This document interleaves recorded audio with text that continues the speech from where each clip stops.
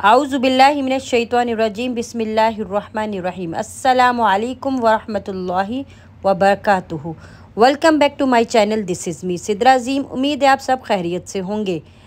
आज हम अपनी वीडियो का आगाज़ करते हैं एक नए टॉपिक के साथ।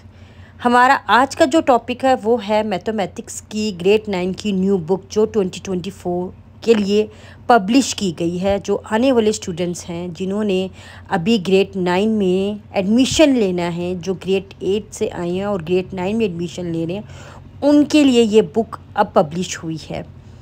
पहले जो था वो ये था कि चैप्टर वाइज जो है उसमें टॉपिक्स काफ़ी दिए गए थे, जिसकी वजह से काफ़ी हद तक चैप्टर लेंथी हो जाते थे।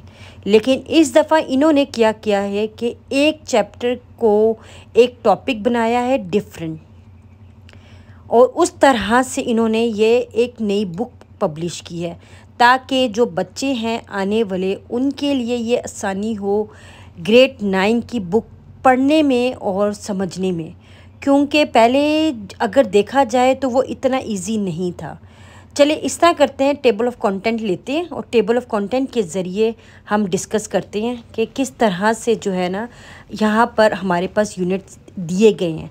जैसे कि पहला यूनिट है रियल नंबर्स, दूसरा है लोगैरिथम्स, तीसरा है सेट एंड रिलेशंस, यूनिट 4 है factorization and algebraic manipulation, fifth आपके पास linear equation in equalities, sixth आपके पास ट्रिग्नोमेट्रिक एंड बेयरिंग, सेवन्थ आपके पास coordinate geometry, unit 8 geometry of straight lines, unit 9 geometry and polygons, unit 10 practical geometry, and the last one unit is 11th and that is basic statistics. उसके बाद आपके पास एक answers का pages आ जाते हैं। तो इसमें यह है कि यहाँ पर जैसे ना टॉपिक वाइज आपका यूनिट बना दिया। पहले ये था कि एक चैप्टर के अंदर ना कोई 3-4 टॉपिक्स होते थे, उससे बच्चा जो है ना बहुत मुश्किल से कवर करता था चैप्टर। लेकिन यहाँ पर इस दफ़ा इजी हो गया। जैसे कि अगर हम देखते हैं कि हमारे पास ये पहला रियल नंबर है, इसमें इन्होंने सिर्फ आपसे डिस्कशन ही इस यूनिट में क्या की है कि आपके पास एक तो सबसे पहले आएगी कि इसकी हिस्ट्री ऑफ नंबर्स क्या होगी, आपको रिकॉल करेंगे। उसके बाद फिर वो आपको सेट्स बताएंगे, उसके बाद आपको मैनिपुलेशन का तरीका बताएंगे, उसके बाद आपको बताएंगे कि किस तरीके से हमने इसको सॉल्व करना है और किस तरह से बेसिकली आपके पास रियल नंबर्स हैं क्या। जब आपको ये चीज़ें समझ आने लगेंगी तो उसके बाद आपके पास प्रॉपर्टीज़ आएंगी। प्रॉपर्टीज़ के साथ साथ आपके पास जो हैं रियल नंबर्स में रोमन नंबर्स भी आ जाती हैं। रोमन नंबर्स आपके पास कौन कौन से हैं, अब वो ज़ाहिर सी डेफिनेटली आप काफ़ी पहले ही आप अपने ग्रेड में ये शुरू कर देते हैं रियल नंबर्स, रोमन नंबर्स। आप ये समझें कि इन्होंने यूनिट 1 को ना पीछे जितने भी आप पढ़ते आए हैं ना रियल नंबर, जो आप समझ लें यूनिट 5 से ग्रेड 5 से ग्रेड 6 से, तो वो आपको रिकॉल्स करवा रहे हैं कि आपने किस हद तक, तो उसके अंदर थोड़ी सी एडिशन दे के उसमें आपको समझाने की बात बताई है। अगर आपने रियल नंबर्स पढ़ा है तो उसमें आपको रैशनल नंबर्स किसको कहेंगे, irrational numbers, integers, non integers, negative, whole number, zero, natural number, ये सारा आपको डिस्कस करेंगे। उसके बाद आपको बताएंगे कि प्रॉपर्टीज़ क्या है। उस प्रॉपर्टीज़ में डिस्ट्रीब्यूटिव प्रॉपर्टी भी आती है, उसमें आपके पास डिफरेंट प्रॉपर्टीज़ आती हैं जिसमें आपको वो बताएंगे कैलकुलेशन करके कि रियल नंबर्स के ज़रिए हम प्रॉपर्टीज़ को कैसे सॉल्व करेंगे। ठीक है, प्रॉपर्टीज़ में आपके पास इक्वालिटी आएगी, इन इक्वालिटी आएगी, और आपको इक्वालिटी में किस तरह से आपने सॉल्व करना है, इन इक्वालिटी में किस तरह से सॉल्व करना है। हत्ता कि ये यूनिट 1 जो है ना वो सिर्फ आप ये समझ लें कि रियल नंबर्स में है, रियल नंबर्स के अलावा इस यूनिट 1 में नहीं है। अगर एक टॉपिक शुरू से जो चलता आ रहा है ना वो यूनिट के एंड तक वही टॉपिक रहना है। पहले ये होता था कि आप पहले कुछ और पढ़ रहे हैं, बीच में कुछ और पढ़ रहे हैं, फिर एंड पे कुछ और पढ़ रहे हैं। लेकिन यहाँ पर डिफरेंट है ये यूनिट। लेकिन ये जो अभी तक फ़िलहाल इस बुक का जो मैंने अभी तक चेक करके मजबूर जो मैंने अपने जहन में निकाला है, this is the one of the best book. Seriously this is the one of the best book. क्योंकि आप लोगों के पास अब वो बर्डन नहीं है जो पहले बच्चों में रह चुका है। वो इतना हार्ड होता था बच्चों के लिए चैप्टर वाइज को कवर करना, क्योंकि जब चैप्टर्स के अंदर ही डिफरेंट टॉपिक्स ही होंगे तो वो बच्चे कैसे करेंगे।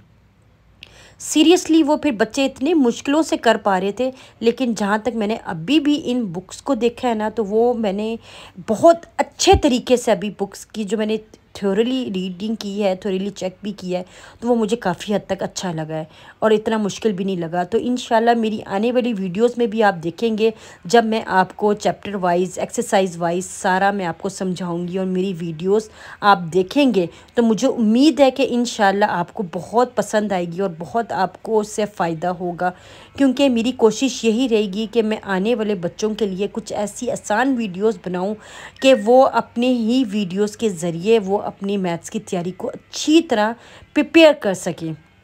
ज़ाहिर सी बात है आपके पास इस वक्त 4 से 5 महीने होते हैं, वो ये भी नहीं मैं कहूँगी कि इस चीज़ को आप ज़ाया करें, क्योंकि आप मैथ्स है, इंग्लिश है, ये कॉमन सब्जेक्ट्स तो आप इसको स्टार्ट कर सकते हैं। तो अच्छी बेहतर ये है कि आगे जो अब आपके पास समर वेकेशन आने वाली है उस पर आप बिल्कुल भी अपना टाइम ज़ाया ना करें। मैं आपसे यही सजेस्ट करूँगी कि आप अपना टाइम ना ज़ाया करें और मेरे चैनल को फॉलो करते रहें। इंशाल्लाह आज से आपको बाकायदगी से एक्सरसाइजेज़ मिलती रहेंगी और कैसे सॉल्व करेंगे हम और किस तरह से इसको समझेंगे और इसकी एग्जांपल्स को अच्छी तरह से मैं आपको करवाऊंगी। अभी हमारे पास पूरा साल पड़ा हुआ है और समझने में और इसको करने में, इसलिए हमारे पास अभी इतना मुश्किल नहीं है। तो अब ये उम्मीद करती हूँ कि आप भी मुझे सपोर्ट करेंगे। ज़ाहिर सी बात है आप इस चैनल को अभी भी, अगर आप इस चैनल पर न्यू हैं तो इसको सब्सक्राइब करें, इसको इसके बेल आइकन पर क्लिक कर लें ताकि आने वाली जो न्यू भी वीडियोस है वो आपको मिलती रहें और आप इस अपडेट के साथ रहते रहें कि आपको पता हो कि अब कौन सी वीडियोस है, अब कौन सी। तो मेरी कोशिश ये है कि मैं यूनिट 1 से स्टार्ट करूं और उसकी जितनी भी एक्सरसाइजेज़ हैं इसके अंदर, तो उसकी एक्सरसाइज डे बाय डे मैं आपसे डिस्कस करूं और आपके साथ मैं करवाती रहूं आप लोगों को, ताकि आप लोगों को ईजी रहे। तो मुझे उम्मीद बहुत ज़्यादा है इंशाल्लाह आपसे मुलाकात रहती रहेगी। और अगर आपके पास कोई सवालात हैं इस न्यू बुक के बारे में, इस न्यू बुक के कि आप कुछ जानना चाहते हैं या कुछ भी आप समझना चाहते हैं मुझे, तो आपके लिए मोस्ट वेलकम। कमेंट सेक्शन आपके लोगों के लिए ही है, आप जैसे बच्चों के लिए है। आप कमेंट सेक्शन में मुझसे पूछ सकते हैं, कमेंट करके पूछ सकते हैं कि मैम हमें इस बात की नहीं समझ आई, तो आप प्लीज़ काइंडली हमें बता दें।